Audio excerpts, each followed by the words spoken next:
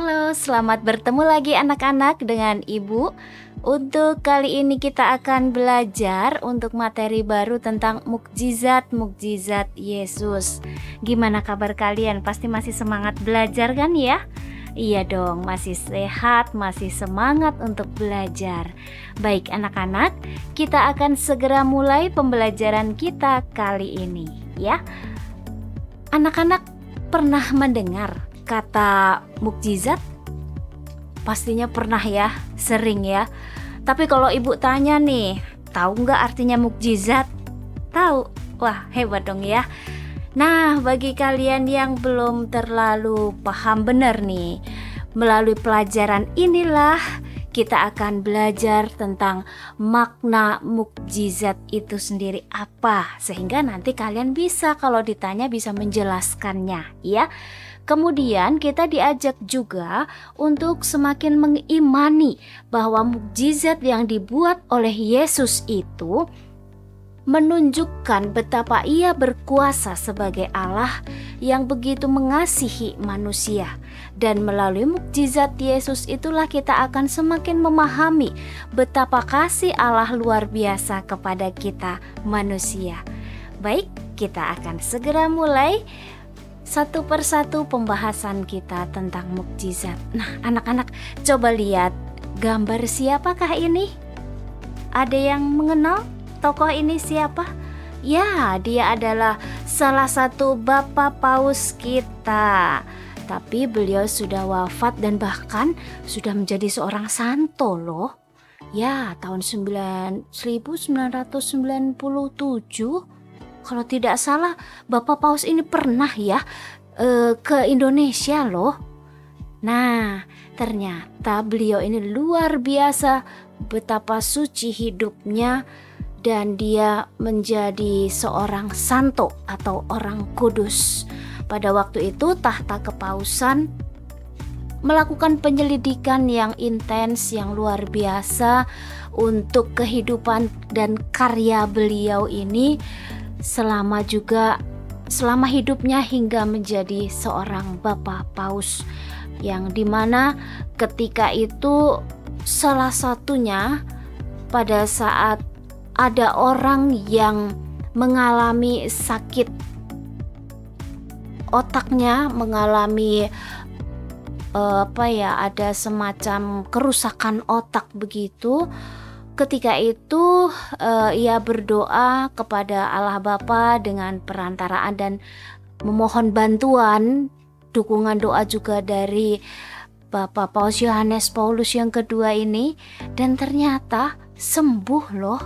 Wow, mukjizat ternyata ya terjadi. Dan semakin adanya mukjizat itu maka tahta kepausan pun semakin intens lagi menyelidiki apa saja yang terjadi. Dan ada lagi pada saat beatifikasinya itu juga mukjizat lagi terjadi ketika seseorang yang mengalami sakit Parkinson, dia juga sembuh dari sakitnya ketika memohon bantuan doa dari Bapak Paus Yohanes Paulus kedua ini. Nah, anak-anak, ternyata mukjizat bisa terjadi ya dalam hidup kita sehari-hari. Dan oleh karena mukjizat yang tadi itu melalui perantaraan Bapak Paus Yohanes Paulus kedua, akhirnya beliau ini digelari menjadi seorang santo. Sebelumnya memang dalam prosesnya dia pada saat beatifikasi dia digelari beato ya, yang berbahagia, kemudian meningkat pada gelar seorang santo atau orang kudus. Anak-anak yang terkasih, Tuhan itu sungguh luar biasa ajaib. Dia memiliki kuasa yang hebat atas seluruh yang ada di muka bumi ini terhadap kita. Salah satunya sebuah peristiwa luar biasa terjadi ketika Yesus menyembuhkan seorang yang buta, yaitu bernama Bartimeus. Kisahnya ini ada di Injil Markus bab 10 ayat 46 sampai dengan 52. Yuk kita simak bersama, kita baca perlahan-lahan kisahnya seperti apa. Lalu tibalah Yesus dan murid-muridnya di Yeriko. Dan ketika Yesus keluar dari Yeriko bersama dengan murid-muridnya dan orang banyak yang berbondong-bondong, ada seorang pengemis yang buta bernama Bartimeus, anak Timeus, duduk di pinggir jalan. Ketika didengarnya bahwa itu adalah Yesus orang Nazaret, mulailah ia berseru, "Yesus, anak Daud, kasihanilah aku." Banyak orang menegurnya supaya ia diam. Namun semakin keras ia berseru, "Anak Daud, kasihanilah aku." Lalu Yesus berhenti dan berkata, "Panggillah dia." Mereka memanggil orang buta itu dan berkata kepadanya, "Kuatkan hatimu, ia memanggil engkau." Lalu ia menanggalkan jubahnya. Ia segera berdiri dan pergi mendapatkan Yesus. Tanya Yesus kepadanya, "Apa yang kau kehendaki supaya aku perbuat bagimu?" Jawab orang buta itu, "Rabuni, supaya aku dapat melihat." Lalu kata Yesus kepadanya, "Pergilah, imanmu telah menyelamatkan engkau." Pada saat itu juga melihatlah ia. Lalu ia mengikuti Yesus dalam perjalanannya. Demikianlah Injil Tuhan, terpujilah Kristus. Anak-anakku yang terkasih, Yesus itu mempunyai perhatian kepada semua dari umat manusia ini. Teristimewa atau khususnya kepada orang-orang sakit, orang yang terlantar. Salah satunya adalah orang buta yang ada di Yeriko itu, yang bernama Bartimeus. Pada masa itu, pada zaman Yesus nih ya, ada anggapan bahwa orang yang sakit terkena kutukan dari Tuhan karena dosa para penderita itu, orang yang sakit itu, atau dianggap dosa dari orang tuanya. Maka masyarakat sekitar biasanya kalau ada orang sakit justru menjauhi, tidak menolongnya, apalagi yang dianggap sakitnya parah dan menjijikkan gitu ya. Wah, menyedihkan sekali ya, sudah sakit disingkirkan lagi. Nah, Yesus hadir dan dengan tegas menunjukkan sikapnya yang menentang anggapan tadi. Masa orang sakit dianggap dikutuk oleh Tuhan ya? Nah, maka Yesus ingin membaharui anggapan itu. Yesus memberi perhatian yang khusus, bahkan bergaul akrab dengan mereka yang sakit, mereka yang miskin, mereka yang disingkirkan atau terlantar. Salah satunya Bartimeus. Dia disembuhkan oleh Yesus dari kebutaannya karena imannya. Tadi dia sebegitu percayanya bahwa Yesus itu bisa menyembuhkannya, maka ketika Yesus lewatkan tadi dia berteriak.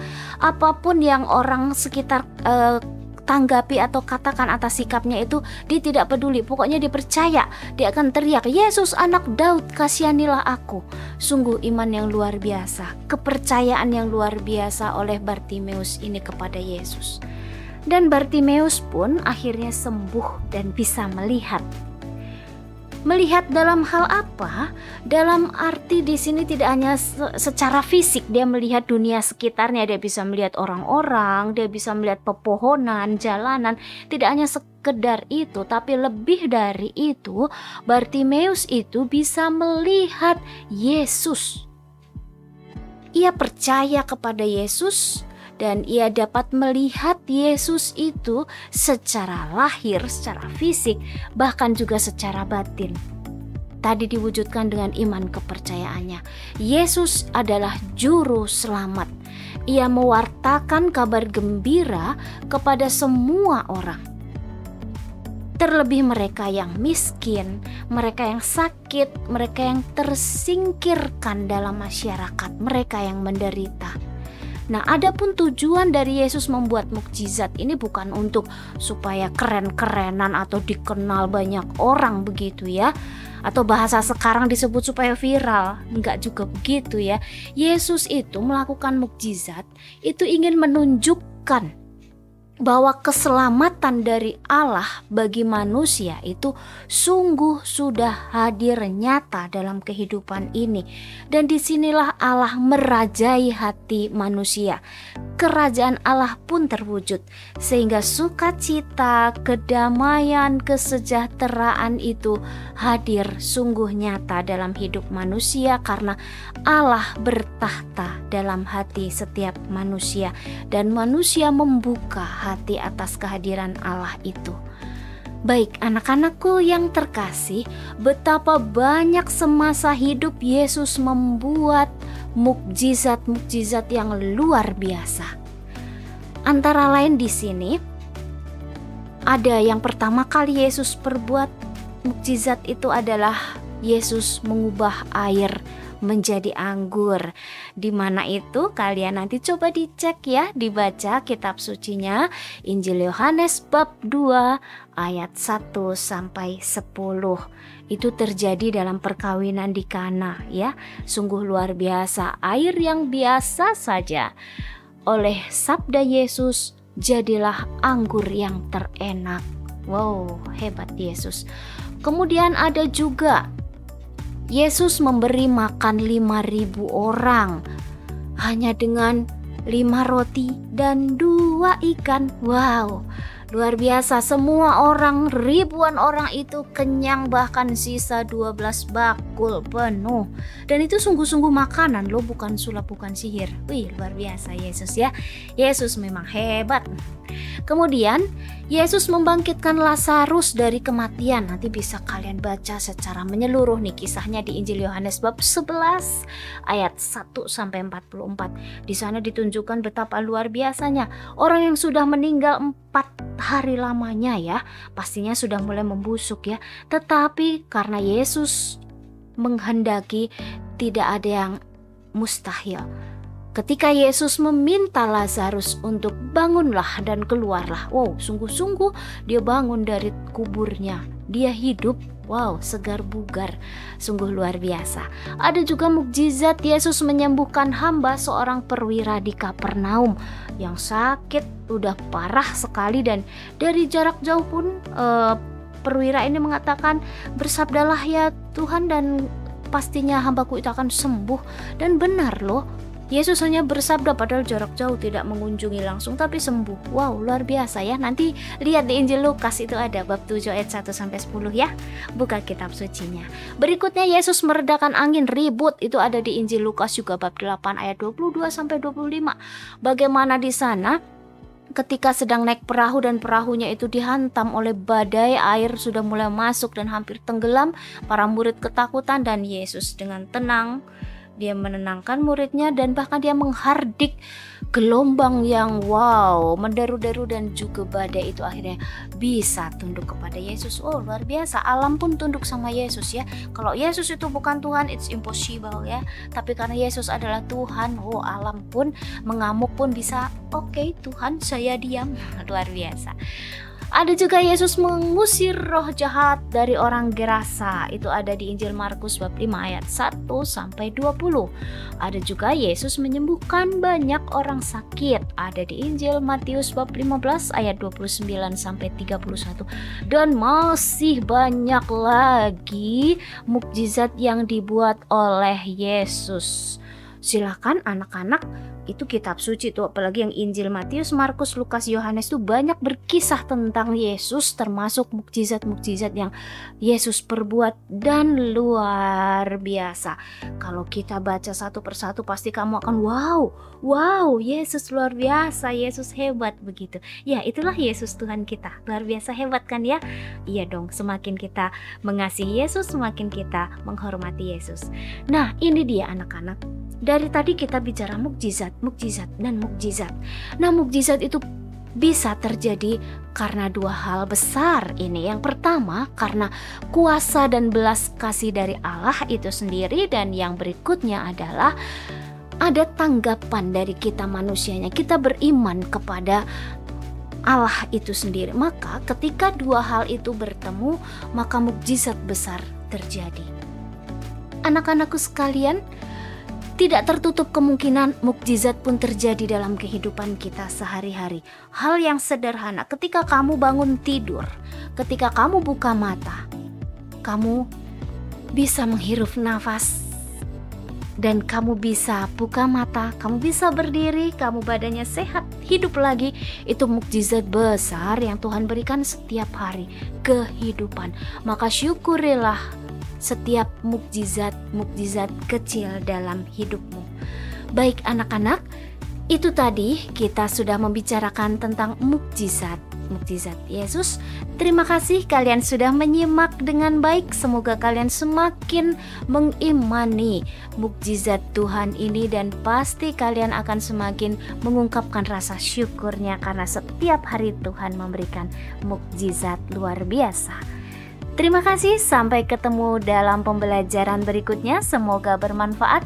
Tetaplah jadi anak-anak Tuhan yang beriman kuat, supaya mukjizat Tuhan pun, kasih keselamatan dari Tuhan pun selalu kita rasakan dalam hidup kita. Amin. Sampai ketemu lagi. Tetap jaga kesehatan, sehat selalu, dan Tuhan memberkati. Terima kasih.